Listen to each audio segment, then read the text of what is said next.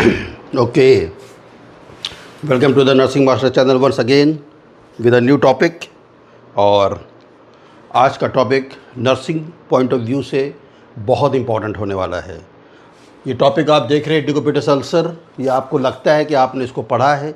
मेरे ख्याल से जो बीएससी नर्सिंग कर रहे होंगे, एमएससी नर्सिंग कर रहे होंगे या जो कर चुके होंगे या जो स्टाफ्स हैं, उन सब के लिए ये टॉपिक है, क्योंकि इसमें एक ऐसा शब्द, एक ऐसी लाइन मैंने लिखी हुई है जो कि मेरे ऑब्जर्वेशन की है। ये लाइन किसी किताब में नहीं लिखी है, मगर बड़े अफसोस के साथ मुझे बताना पड़ेगा कि ये लाइन मैंने क्यों लिखी है।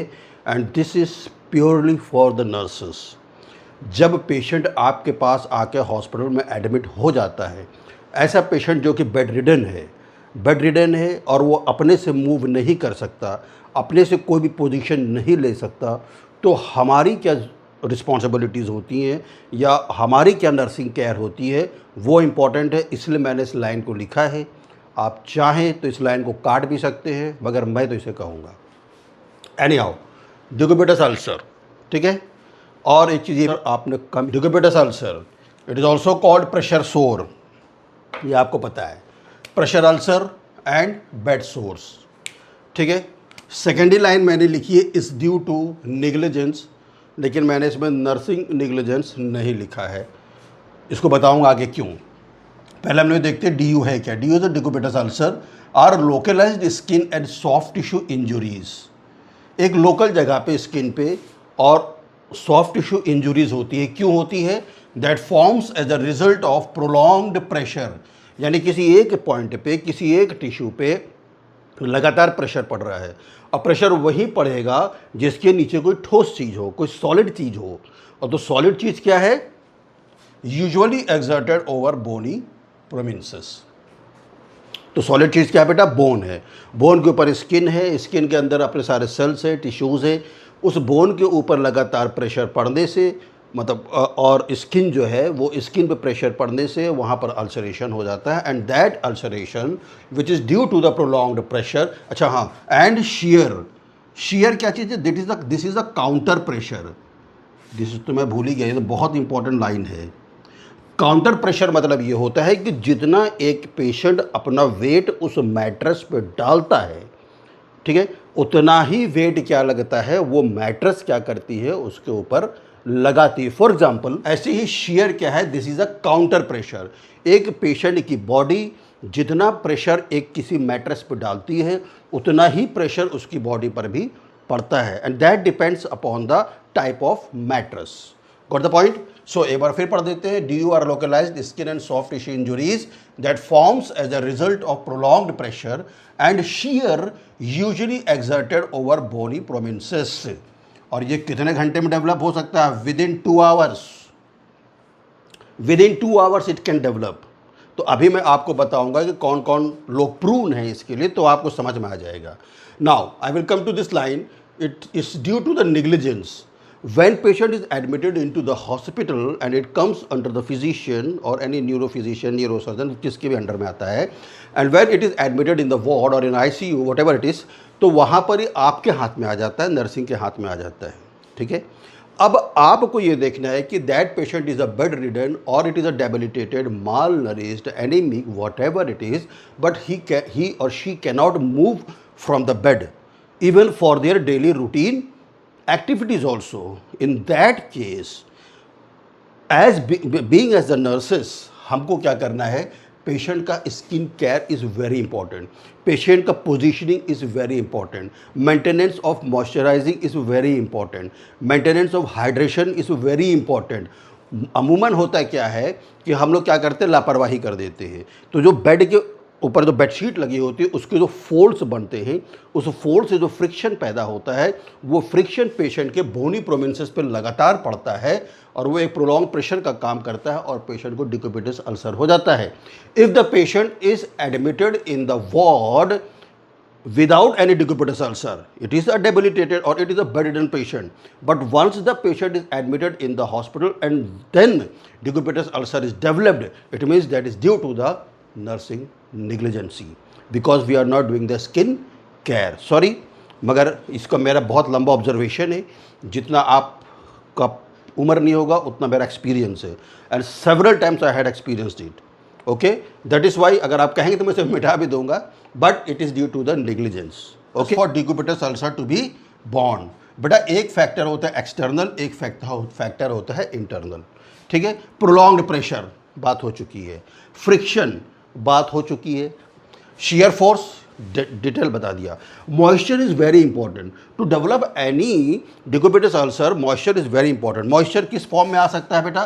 पेशेंट को मान लो कि अगर कैथेटर नहीं लगा है तो पेशेंट को यूरिन उसी में पास कर देगा, क्योंकि bedridden patient, he can not even do his daily activities. अगर मान लो फॉलिस कैथेटर उसको लगा हुआ है और वो क्या कर रहा है, लीक कर रहा है, तो भी मॉइस्चर हो जाएगा। नंबर 3, अगर मान लो उसको कॉन्डोम कैथेटर लगा हुआ है, उस कैथेटर में वो तो मोस्टली लीक करता है, अगर वो लीक कर रहा है तो भी क्या हो जाएगा, मॉइस्चर हो जाएगा। पेशेंट ने स्टूल पास कर दिया है, ठीक है, वो भी क्या करेगा, मॉइस्चर का काम करेगा। तो बेटा nursing care is very very important for the patient who are bedridden now. So internal factors to develop DU is malnutrition, anaemia, endothelial dysfunction, इसको थोड़ा सा समझ लो। हालांकि खैर एनी हाउ, जितना भी बॉडी के अंदर ट्यूबुलर ऑर्गन्स है, चाहे वो ब्लड वेसल्स हो, इंटेस्टाइन हो, वॉट एवर इट इज़, वो एक सेल से बेटा अंदर की ओर क्या रहती है, लाइंड रहती है, and that is called a endothelial lining. Got the point? Pressure के कारण ये एंडोथीलियल लाइनिंग क्या होती है, अपने आप को मेंटेन नहीं कर पाती, और इस एंडोथीलियल लाइनिंग है, ये वियर एंड टियर हो जाती है, और वियर एंड टियर होने के कारण जिस सेल्स के अंदर उसको एक क्या बोलते हैं, ये न्यूट्रिशन का ट्रांसपोर्टेशन करना रहता है, वो न्यूट्रिशन का ट्रांसपोर्टेशन नहीं हो पाता है। That is why it is the internal factor endothelial dysfunction. Got the point? Now what are those bony prominences? वो बोनी प्रोमिनेंसेस कौन कौन से हैं जहाँ पर प्रेशर पड़ सकता है? सबसे इंपॉर्टेंट है सैक्रम। सैक्रम में 70% चांसेस रहते हैं कि बेटा वहाँ पर sacrum, you know, in adult sacrum is a 1 bone, but it is a fusion of 5 bones. तो 5 बोन्स फ्यूज होकर एक बोन बनी है। Got the point? तो एक बड़ी सी बोन है पान के आकार की, लाइक दिस। तो सैक्रम में 75%। इस्कियल ट्यूबरोसिटी जिसको हम सिटिंग बोन भी कहते हैं, ठीक है, तो ischial tuberosity is also very prune.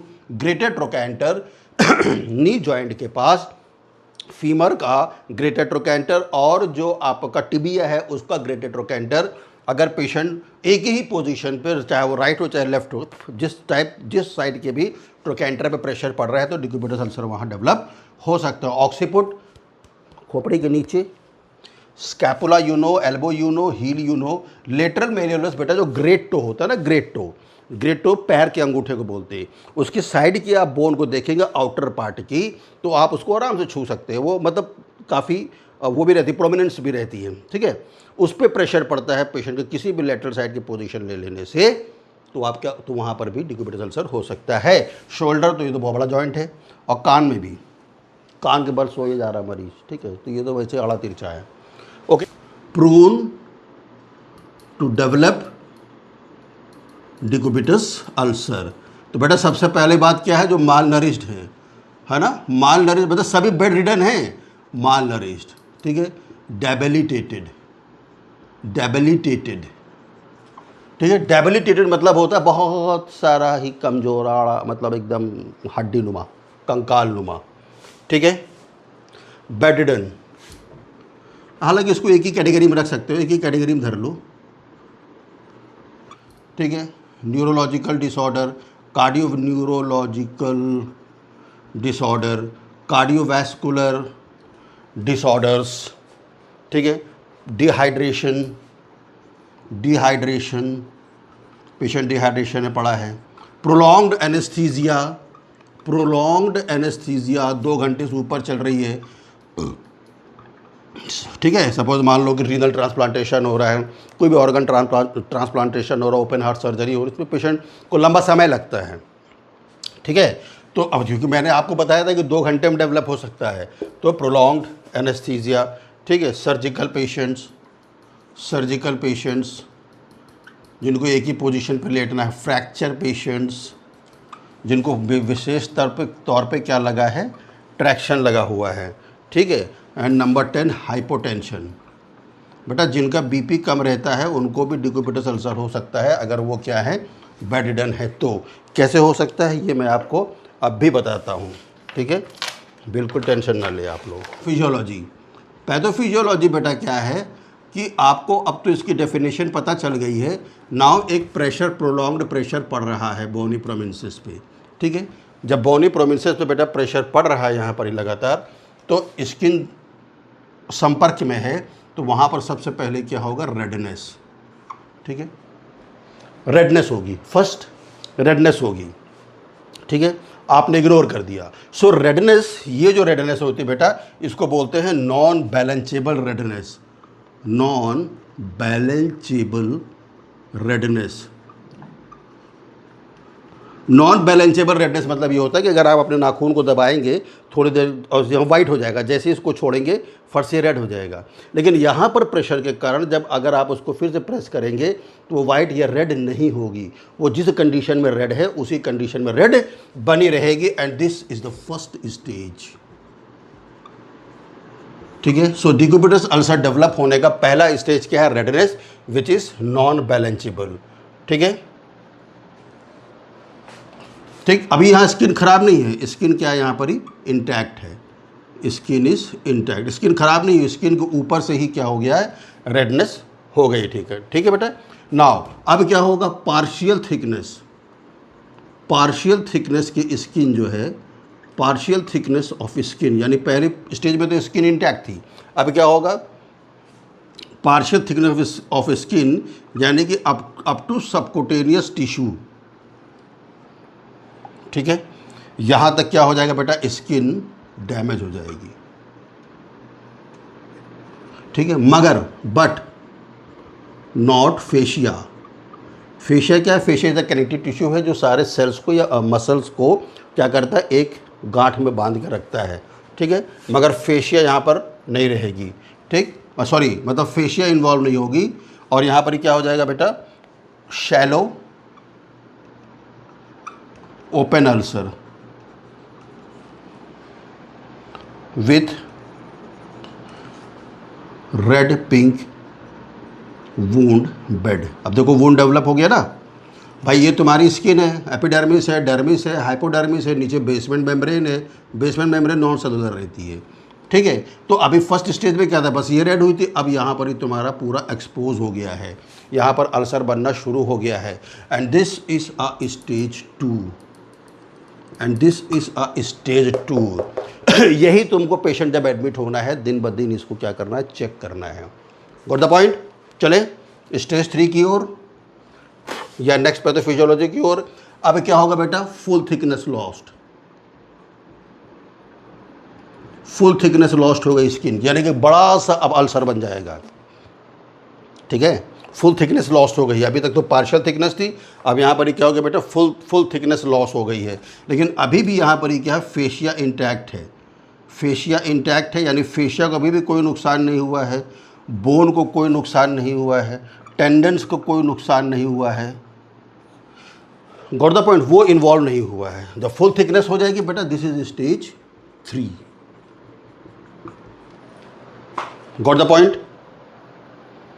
Stage 4, I don't know it can be seen in screen और नॉट, चलो दिखेगा। चलो अब यहाँ पर बेटा क्या हो गया, full thickness, full thickness skin is lost, अब सब कुछ ख़त्म, अब हड्डी भी दिखेगी, ठीक है। तो यहाँ पर क्या हो गया, मसल भी एक्सपोज हो जाएगा और जॉइंट्स भी एक्सपोज हो जाएंगे, टेंडेंस भी एक्सपोज हो जाएगा। इतना गहरा तुमने कर दिया अपने नेग्लिजेंस से, फेशिया भी इन्वॉल्व हो जाएगी, ठीक है, समझ गए।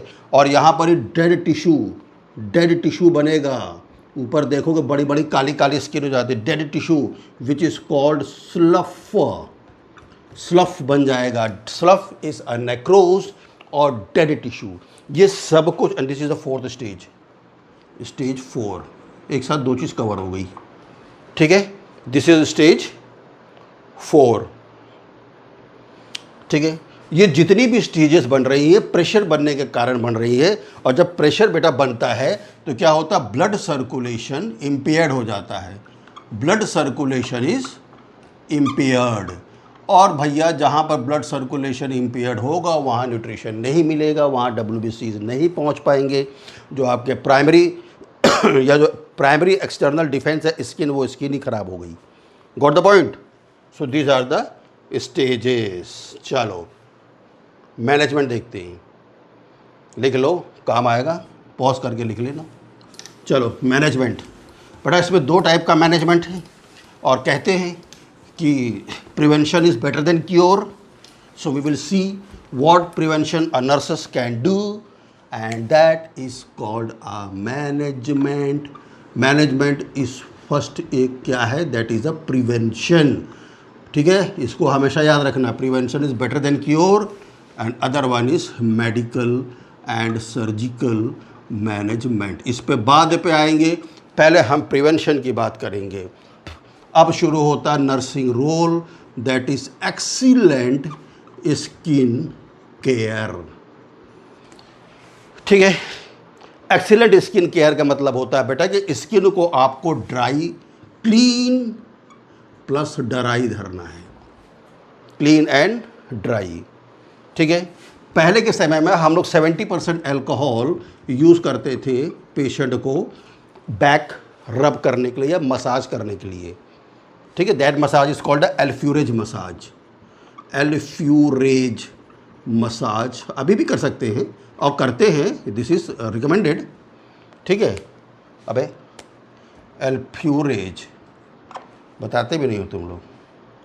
ठीक है, सो एल्फ्यूरेज मसाज क्या है, कैसा है, पेशेंट को आप लेटरल पोजीशन कर देते हैं और उसके शोल्डर से you come by scrubbing like this, एक प्रेशर लगाते हैं और फिर ऊपर जाते हैं, फिर ऐसे उसको नीचे लेकर आते हैं।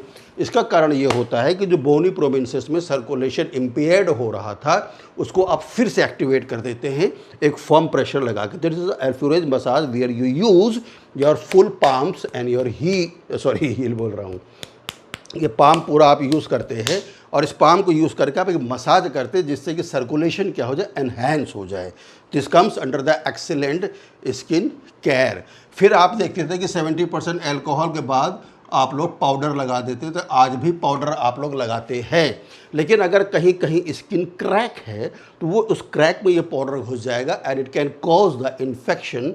सो अब के समय में जो हम लोग प्रैक्टिस करते हैं और जो बुक में भी लिखा हुआ वो प्रैक्टिस क्या है बेटा कि मॉइस्चराइजिंग करना है। Moisturising by water based moisturiser बहुत सारे मिल जाते हैं, फीमेल्स ज़्यादा जानती हैं, तो तुम कुछ भी मॉइस्चराइज़र, पॉन्ड्स है, लैक्मे है, मतलब जो अच्छा मॉइस्चराइज़र है, निविया है, यू कैन यूज़ दैट। ठीक है, फ्रीक्वेंट पोजिशनिंग बेटा, फ्रीक्वेंट, ये सब नर्सिंग केयर में आ रहा है। फ्रीक्वेंट पोजीशनिंग, बार बार पेशेंट को right lateral, left lateral, right lateral, left lateral हर 2-2 घंटे पे करते जाना है। और जब पेशेंट के नी को हम लोग फोल्ड करके लेटरल पोजीशन देते हैं और दूसरे लेग पे डालते हैं तो उन दोनों लेग्स के बीच में एक आपको स्मूथ पिलो रखना है जिससे कि प्रेशर और शियर फोर्स ना बने। फॉर द पॉइंट, तो उसके लिए स्मूथ वाला रखना है। ठीक है, स्किन असेसमेंट तुम्हें रेगुलर करना है। Skin assessment you have to do regular, जो चारों स्टेजेस बताइए पढ़ लेना उसको। ठीक है, फिर पेशेंट का न्यूट्रिशन मेंटेन करना है, पेशेंट को हाइड्रेशन करना है। ठीक है, और उसके बाद हेल्थ टॉक देना है। ये नर्सिंग का सबसे इम्पॉर्टेंट पार्ट है कि जब पेशेंट अगर डिस्चार्ज हो रहा है, डिक्यूबिटेड अल्सर अब ठीक हो चुका है, वो बताएगा कैसे मैनेजमेंट करेंगे, वो ठीक हो चुका है तो घर पे दोबारा ना हो, इसका ध्यान रखना है। अब बेटा क्या करना, जहाँ जहाँ प्रेशर पॉइंट है, आप किसी गरीब अस्पताल में काम कर रहे हैं जहाँ पर वाटर मैट्रेस वगैरह नहीं है, तो वहाँ प्रेशर डिस्पर्शंस कुशंस। ठीक है, गरीब अस्पताल बोलने का मतलब कि वहाँ पर इतनी ज़्यादा फैसिलिटीज़ नहीं है, एक सिंपल सा मैट्रेस है, ठीक है, जूट वाला, तो फ्रीक्वेंट पोजीशन दे दो, कुशन्स लगा दो। कुशन तुमको पता है ना, रबर का बना हुआ होता है, उसके अंदर हवा भरी होती है और जहाँ पर ज़्यादा अल्सर हो रहा है या जहाँ ज़्यादा प्रेशर पॉइंट्स है वहाँ आप लगा दो। मैंने कई जगह ये भी देखा और ये रिकमेंडेड भी है, बुक में भी लिखा हुआ है कि जैसे हील वगैरह है वहाँ पर आप ग्लव्स को पानी भर के उसको टाइट कर दीजिए और हील्स के नीचे लगा दीजिए, तो वो वाटर क्या करेगा, वो वाटर शियर फोर्स को क्या करेगा, बैरियर बना देगा और हील में डिक्यूबिटस अल्सर नहीं होगा। Got the point. सरफेसेस को सपोर्ट कैसे करेंगे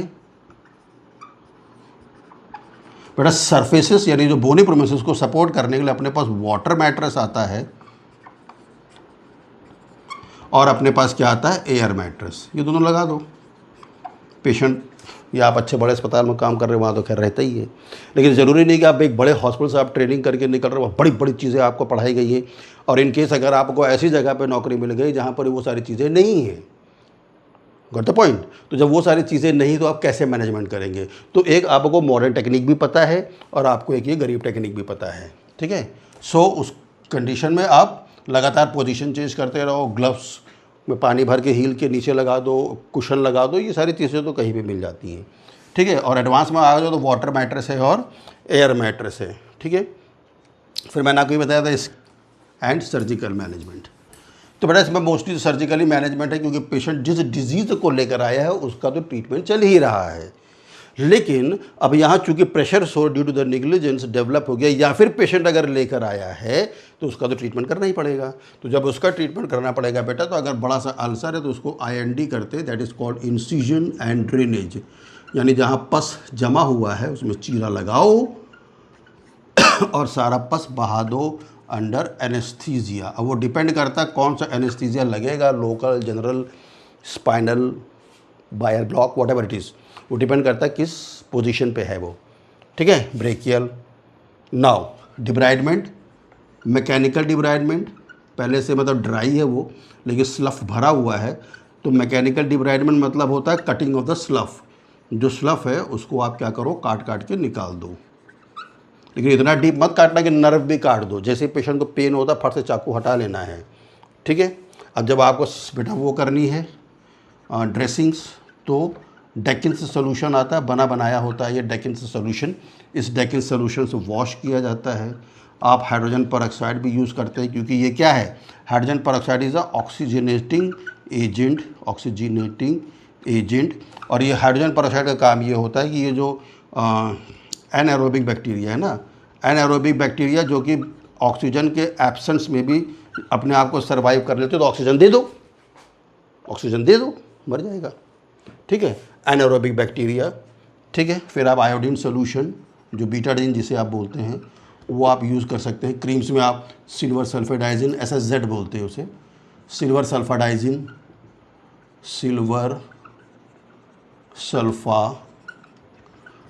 क्रीम है, अब बीटाडीन क्रीम है, सोफ्रामाइसिन क्रीम है, whatever cream you can use it, ताकि सेल्स का ग्रैनुलेशन हो, ठीक है। ग्रैनुलेशन तभी होगा जब उस एरिया में आप एनारोबिक बैक्टीरिया को ख़त्म कर देंगे। एरोबिक बैक्टीरिया को तो अब अपन एंटीबायोटिक देके ख़त्म करेंगे, ठीक है।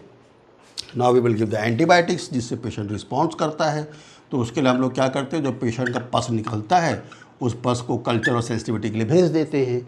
जब कल्चर होके चला आता है तो किस एंटीबायोटिक से वो ज़्यादा सेंसिटिव है वही एंटीबायोटिक चला दो। Got the point. सो दुख भरे दिन बीते रे भैया, अब सुख आयो रे। कॉम्प्लिकेशंस बेटा देखो, एक्चुअली होता क्या है, जब प्रेशर पड़ता है तो ये जो ब्लड वेसल्स होती है इसका सर्कुलेशन इम्पेयर्ड हो जाता है। इम्पेयर्ड हो जाने का मतलब ये होता है कि जो मेटाबॉलिज्म है, metabolism has a two process, one is anabolism plus catabolism is equal to metabolism. Anabolism में क्या होता है बेटा, कि जहाँ पर छोटे मॉलिक्यूल्स, सपोज ये एक सिंगल चेन है, ग्लूकोज की सिंगल चेन है, ये जुड़ जुड़ के एक बड़ा मॉलिक्यूल बनाती है, जिसे आप बोल सकते हैं ट्राइसैकराइड्स, या डाइसैकराइड भी बोल सकते हैं। This is a monosaccharide. Got, this is called anabolism simple भाषा में। कैटाबॉलिज्म, अब इसी को काट दो, ये ट्राइसैकराइड है, एक लंबी चेन है, ठीक है। जब 50 ग्लूकोज से बन के कोई चैन बनती है, then that is called triglycerides. कभी बताएंगे? ओह हाँ ठीक है, ट्राइसैकराइड, ग्लिसराइड बोल दिया, ओके। तो अब यहाँ कैटाबॉलिज्म में क्या होता है, ये कटेगी, ट्राई से डाई होगी, डाई से मोनो होगी। तो डिक्यूबिटस अल्सर में यही होता है कि जितना भी न्यूट्रिशन आप खाते हैं, सपोज पेशेंट प्रोटीन खाता है, ठीक है, protein is a polypeptide chain, वो पॉलीपेप्टाइड चेन जल्दी जल्दी जल्दी जल्दी टूटती है क्योंकि सर्कुलेशन इम्पेयर्ड हो गया। तो पूरे डिक्यूबिटस अल्सर में बेटा कैटाबॉलिज्म का प्रोसेस चलता है। इस कंडीशन में जो न्यूट्रिशन पेशेंट को मिल जाना चाहिए, जो न्यूट्रिशन उसके पास यूटिलाइज हो जाना चाहिए, वो न्यूट्रिशन यूटिलाइज नहीं होता। तो इन दैट केस हाइपोप्रोटीनीमिया, क्योंकि प्रोटीन का ही काम होता है वेयर एंड टेयर को मेंटेन करना, नए सेल्स को ग्रो करना। तो hypoproteinaemia just due to the catabolism. ठीक है। नंबर 2 क्रोनिक एनीमिया, बस इतना ही है। ठीक है। इंजुरीज़ भी होती है इसके अंदर, तुम इंजुरीज़ भी कर सकते हो ड्यूरिंग मैकेनिकल डिब्राइडमेंट। मालूम चला तुमने नर्व ही काट दी, ब्लड वेसल ही काट दी, वेन्स काट तो दिक्कत नहीं है। ठीक है। तो इंजुरीज भी हो सकती है। So these are the complications of the decubitus ulcer. I hope what I have said. और अगर मैंने दिल दुखाया है आपका नर्सिंग नेग्लिजेंस बोल के तो क्षमा प्रार्थी हूँ, लेकिन इतनी इंतज़ार ज़रूर करूँगा क्योंकि मेरा ऑब्जर्वेशन रहा है मेरे एक लॉन्ग प्रैक्टिकल पीरियड में। तो बेटा जो भी देख रहा है इसको, उसको बताओ, सिखाओ, शेयर करो, कमेंट करो, लाइक करो एंड अबव ऑल सब्सक्राइब करो। Thank you.